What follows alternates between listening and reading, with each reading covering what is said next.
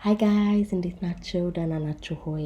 ዛሬ ደግሞ የጥርስ መንከባከቢያ እንዲሁም ያፋችንን ጤንነት እንዴት እንደምንጠብቅና የምጠቀማቸውን ፕሮዳክቶች ይዤላችሁ ቀርቤያለሁኝ።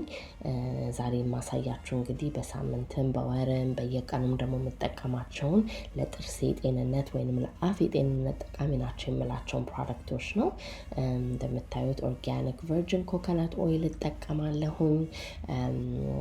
የጥርስ ብሩሼ ደግሞ ኤሌክትሪክ ቱት ብራሽ ነው።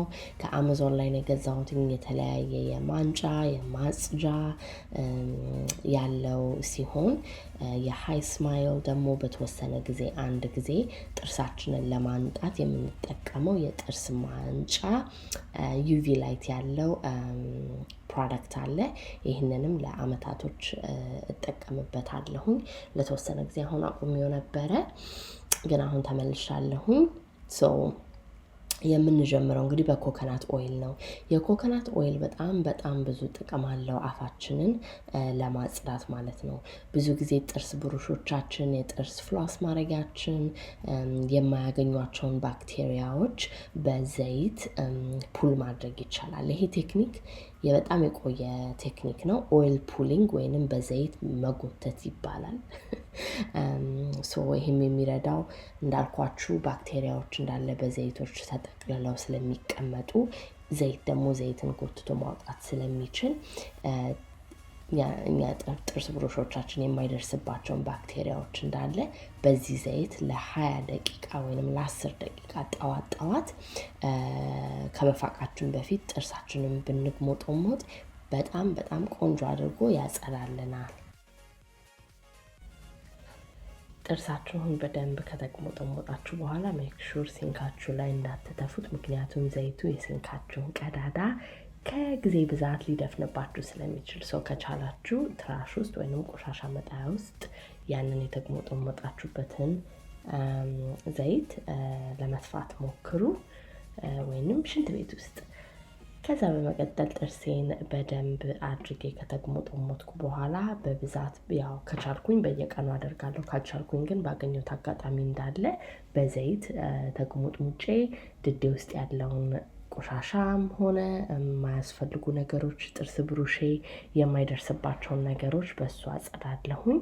ፍሎስ ማድረግ ወይንም በየጥርሳችን መካከል ያለውን ቆሻሻ ደግሞ በደንብ ገብቶ ማጽዳት በክር ወይንም ፍሎስ ማድረጊያ የጥርስ ፍሎስ ማድረጊያ ተጠቅሞ ጥርሳችንን ማጽዳት ደግሞ በጣም ጠቃሚ ነው። ጥርሳችን እንዳይቦረቦር መሀል ላይ ያሉትን ቆሻሻዎች እንዳለ ጥርስ ብሩሻችን ዘልቆ ስለማይገባ ያንን ነገር ደግሞ በመሀል ገብቶ ለማውጣት በጣም ይረዳል። ስለዚህ ሁል ጊዜ ጠዋትና ማታ ወይንም ከቻላችሁ በተለይ ስጋ ወይንም ጥርስ ውስጥ የሚሰገሰጉ ነገሮችን የምትመገቡ ከሆነ ፍሎስ ማድረግ እንዳትረሱ። ለጥርስ ብሩሽ ለጥርስ ሳሙና የምጠቀመው የሄሎ የጥርስ ሳሙና ወይንም ቱት ፔስት ነው። ይሄም ቱት ፔስት ደግሞ ቻርኮል ወይንም የከሰል ዱቄት አለበት። ሀገራችን በአመድና በከሰል እንደምንፍቀው ሁላ እዚህ ሀገርም ጥርስ ሳሙና ውስጥ በመክተት ይጠቀሙበታል ማለት ነው። ይሄም ጥርሳችንን እንዲሁ ጥርስ ብሩሻችን ብቻ የማያገኘው ቆሻሻ በደንብ አድርጎ እንዲስብ ይረዳል። ያው ቻርኮል ወይንም የከሰል ቆሻሻን የመሳብ ባህሪ አለው፣ ወይንም ቶክሲክ የሆኑ ነገሮችን የመሳብ ባህሪ ስላለው ማለት ነው።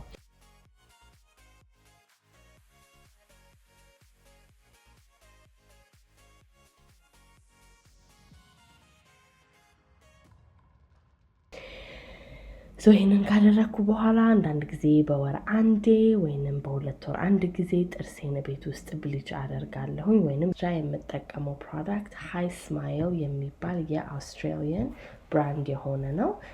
ዩቪ ላይት የሚጠቀሙ ቤት ውስጥ ሴፍ የሆነ የጥርስ ብሊች ማድረጊያ ወይንም የጥርስ ማንጫ ኪት የታሸገ አንድ ላይ ከነ ጥርስ ማጽጃ ብሊቹ የጥርሱን ደግሞ ትሪ ወይንም አፋችን ውስጥ የሚገባውን ትሬ ከእንደገና ደግሞ ዩቪ ላይት የሚበራውን እና ያንን ጥርሳችንን እንዲያነጻ የሚረዳውን ደግሞ አንድ ላይ አድርገው ይሸጣሉ ማለት ነው።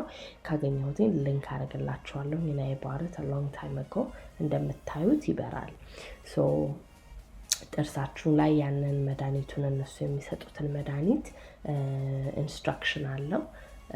ሩቡን ከላይ ሩቡን ከታች አድርጋችሁ ጥርሳችሁ ጋር በደንብ ከከተታችሁት በኋላ ላይቱን እንጫነዋለን። በራሱ ጊዜ ከ10 ደቂቃ በኋላ ራሱ ያጠፋል ማለት ነው። ሲጨርስ ራሱ ያጠፋል 10 ደቂቃ። ይሄም ላይቱ ከነ ብሊቹ ጋራ አንድ ላይ ሆኖ የሚሰራው ነገር አለ።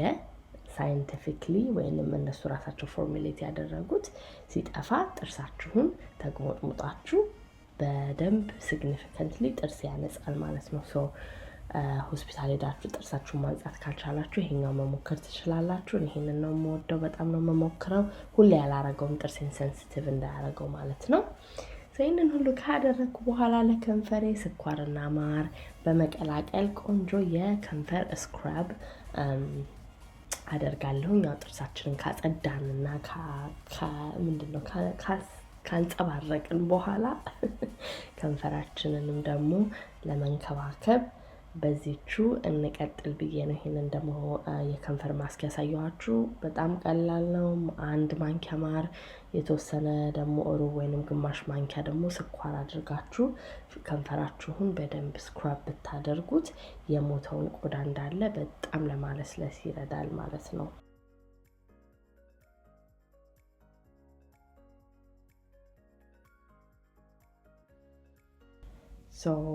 በደንብ ከንፈራችሁን ስክራብ ካደረጋችሁ በኋላ ከፈለጋችሁ መታጠብ ትችላላችሁ። ካልፈለጋችሁ ደግሞ በፎጣ ወይንም በፔፐር ታወል መጥረግ ትችላላችሁ። ኦልሬዲ ስኪን ኬርን ስላደረግኩኝ አፌ ላይ ያለውን ስኪን ኬር መታጠብ ስላልፈለግኩኝ ነው። ይሄንን ካደረግን በኋላ የምትወዱትን የከንፈር ማስክ ወይንም ደግሞ ቻፕስቲክ ማድረግ ትችላላችሁ። እኔ የምጠቀመው የላኔዥ ሊፕ ግላስ ነው። ስሊፒንግ ማስክም አላቸው። በጣም ከንፈራችሁ የሚደርቅ ከሆነ ሰፎራ የስሊፒንግ ማስክ የላኔዥ ስሊፒንግ ማስክ በጣም ቆንጆ ነው። እሱን አድርጋችሁ ከንፈራችሁን በደንብ ሞይስቸራይዝ አድርጋችሁ መተኛት ትችላላችሁ። ደህና ሁኑ። በሚቀጥለው ቪዲዮ ከነጭ ጥርሳችን ጋር እንገናኝ።